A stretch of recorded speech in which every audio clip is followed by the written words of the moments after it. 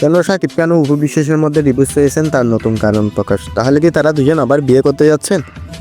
এই ভিডিওতে আমরা কাউকে দোষ দিচ্ছি না। শাকিব খান ও অপু বিশ্বাস বিভিন্ন সময় গণমাধ্যমে নিজেরা যে কথাগুলো বলেছেন, এই ভিডিওটি শুধুমাত্র সেগুলোর সারসংক্ষেপ।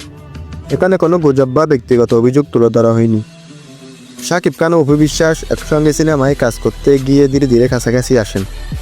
সময় গড়ানোর সঙ্গে সঙ্গে তাদের মধ্যে ভালোবাসার সম্পর্ক তৈরি হয়।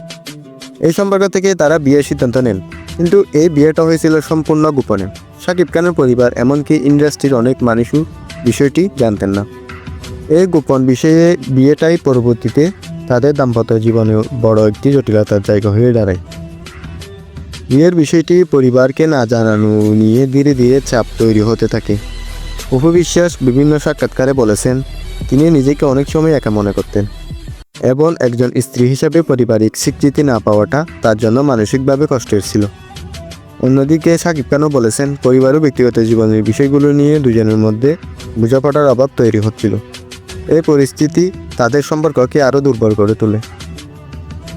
দাম্পত্য জীবনে দুজনের প্রত্যাশা এক জায়গায় ছিল না বলে পরবর্তীতে তাদের বক্তব্য থেকে বোঝা যায়।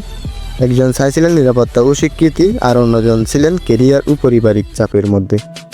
এই ভিন্ন ভিন্ন প্রত্যাশা থেকে ধীরে ধীরে সম্পর্কের মধ্যে দূরত্ব তৈরি হতে থাকে। এই দূরত্বেই একসময় বড় সমস্যায় রূপ নেয়। 2017 সালে অপু বিশ্বাস একটি টেলিভিশন সাক্ষাৎকারে হঠাৎ করে বিয়ে ও সন্তানের বিষয়টি প্রকাশ করেন। এই সাক্ষাৎকার মুহূর্তের মধ্যে সারা দেশে আলোচনার জন্ম দেয়। শাকিব খান পরে গণমাধ্যমে জানান, এভাবে হঠাৎ করে ব্যক্তিগত বিষয় প্রকাশ পাওয়ায় তিনি মানসিকভাবে খুব কষ্ট পেয়েছিলেন। এই ঘটনার পর দুজনের সম্পর্কের জটিলতা আরও বেড়ে যায় এবং পারস্পরিক যোগাযোগ কমতে থাকে। দুজনের বক্তব্য থেকে স্পষ্ট হয়, এই সময় তাদের মধ্যে বিশ্বাসের জায়গাটা দুর্বল হয়ে পড়েছিল। সংসারের সমস্যা নিয়ে খোলাখুলি কথা বলা, সমাধানের চেষ্টা করা এসব কমে যায়। মূল বোঝাবুঝি জমতে একসময় সম্পর্ক টিকিয়ে রাখা তাদের জন্য কঠিন হয়ে পড়ে। এক পর্যায়ে শাকিব খান ও অপু বিশ্বাস আলাদা হয়ে থাকতে শুরু করেন। দীর্ঘ সময় আলাদা থাকার পারস্পরিক সিদ্ধান্তের মাধ্যমে আইনগতভাবে তাদের ডিভোর্স সম্পন্ন হয়। তবে দুজনেই আলাদা আলাদা বক্তব্যে বলেছেন, তাদের সন্তানের দায়িত্ব তারা দুজনেই নেবেন এবং সন্তানের ভবিষ্যৎ তাদের কাছে সবচেয়ে গুরুত্বপূর্ণ। সব সম্পর্কে ভুল বোঝাবুঝি হতে পারে।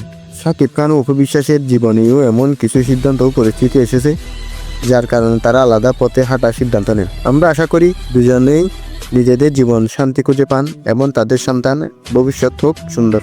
তো গাইস, এটা ছিল শাকিব খান ও অপু বিশ্বাসের ডিভোর্স সম্পর্কিত তথ্যের সারসংক্ষেপ। ভিডিওটি ভালো লাগলে লাইক দিন, সাবস্ক্রাইব করুন এবং মন্তব্যে আপনার মতামত জানান। আপনারা আমাদের সাপোর্ট করলে নতুন নতুন ভিডিও আনতে পারবো। ধন্যবাদ।